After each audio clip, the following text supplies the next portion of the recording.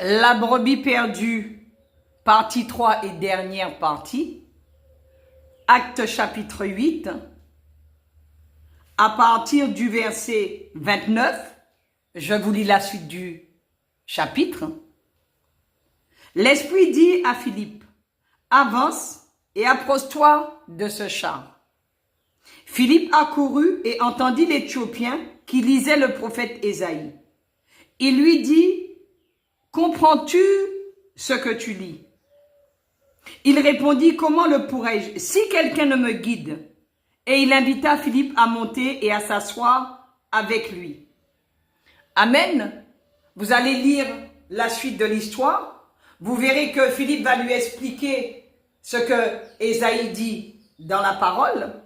Et que après que Philippe lui l'ait évangélisé et que Philippe lui ait expliqué ce que la Bible voulait dire, l'Éthiopien a été touché par la puissance du Saint-Esprit et tout de suite a voulu obéir à la parole de Dieu et a voulu se faire baptiser. Donc nous voyons quand quelqu'un est rempli du Saint-Esprit, comment le Saint-Esprit peut toucher tout de suite une personne. Et c'est de cette façon que l'Éthiopien a été baptisé. Donc nous voyons encore une deuxième personne qui est sauvée. On veut la foule. On veut plus se déplacer pour une personne. Une personne, ce n'est pas assez intéressant. Et pourtant, le Seigneur, lui, il se déplace pour une personne. Une âme à sauver. Amen.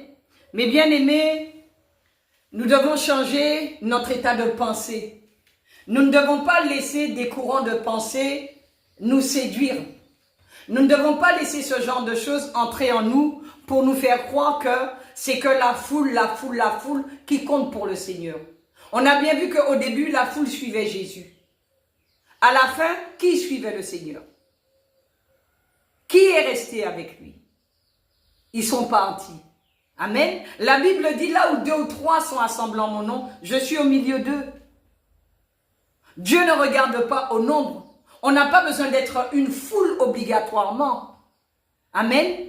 Si demain le Seigneur vous demande de vous déplacer pour une seule personne, faites-le de tout cœur au nom de Jésus-Christ de Nazareth. Parce qu'il y a de la joie dans le ciel. Et je prie afin que ce jeune homme pour lequel nous avons prié, il puisse être sauvé dans le nom de Jésus. Parce que c'est notre rôle